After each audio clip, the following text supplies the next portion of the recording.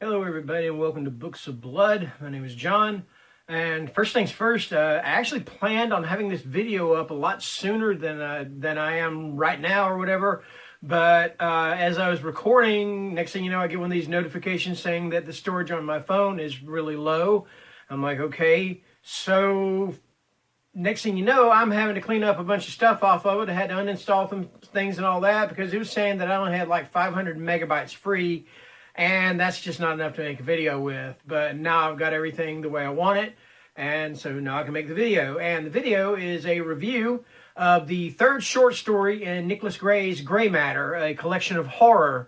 The story is called Morbideo. And I'll put the title of that down below there so you can see it, because I'm not sure if I'm pronouncing it right or not. And another thing I was having trouble with, I was trying to figure out the best way to tell the plot of the story without giving too much away, and I was just having too much trouble with the details. And I was telling my wife that, and she goes, well, the devil is in the details. I'm like, yeah, that's true, you know. But anyway, basically it's about this guy that's suffering from depression. He's in pretty much a loveless relationship. His sex life is with this person is absolutely terrible. It's his girlfriend. So he decides to rent a porno movie.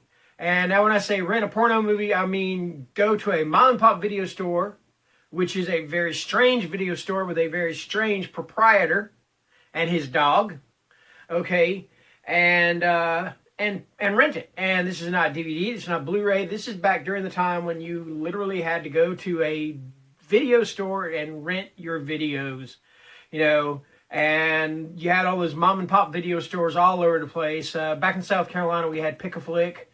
I believe we had, that was the main one, but then, of course, Blockbuster, when it swept in and bought everybody out, and now, look at them, they barely exist anymore, if at all. I think there's only one Blockbuster open now. I think it's in Alaska. Am I right about that? Somebody do the homework on that. I don't know. Anyway, so this guy, he rents this porno videotape because somebody told him or he heard or whatever that it'll help improve his sex life. All right, fine, cool. He gets the videotape home, and on the thing, on the lining, or on the edge, or the side of the tape, it says Morbideo. You know, he's like, okay. So he gets it home, pops some popcorn, sits down to watch it, and it is definitely not your typical pornographic videotape. In fact, it is as far removed from being a pornographic videotape as anything could be, because it does some strange crap. All right, your TV screen, the TV screen starts going vroom, vroom, sending out these waves and stuff like that, you know, and it has effect on this fella, on the guy. So he's like, I don't want that happening again. This is not what I signed up for.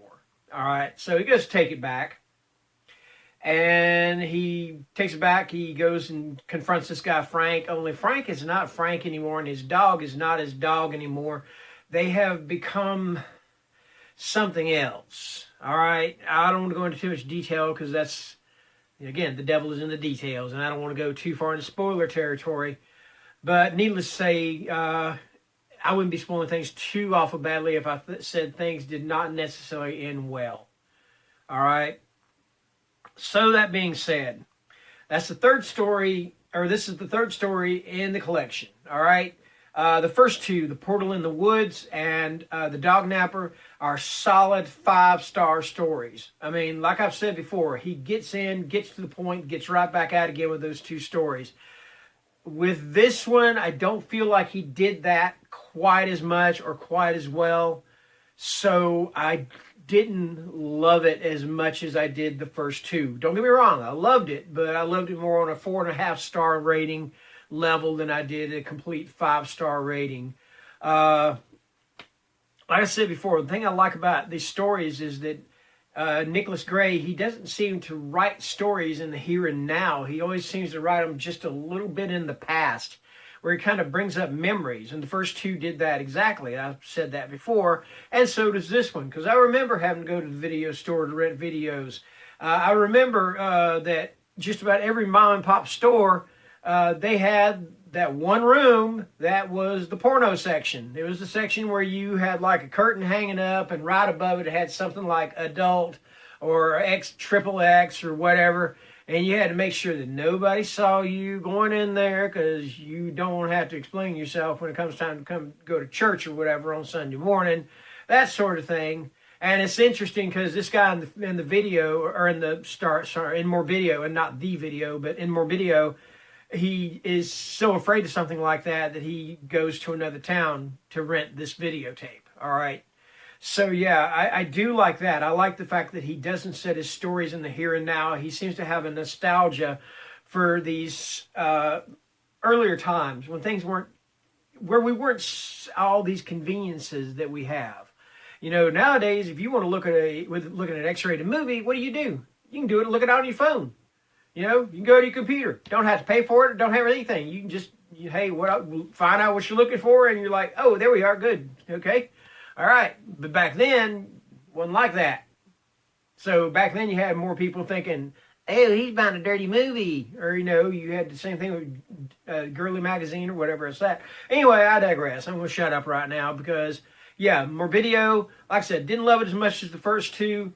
4.5-star rating. And I'm really looking forward to reading the rest of the stories in this book because they've been excellent. It has been an excellent short story collection. All right. So that's going to do it. That's my review of Morbideo. And like I said, I'm going to put the title down below here because I feel like I'm butchering the hell out of it.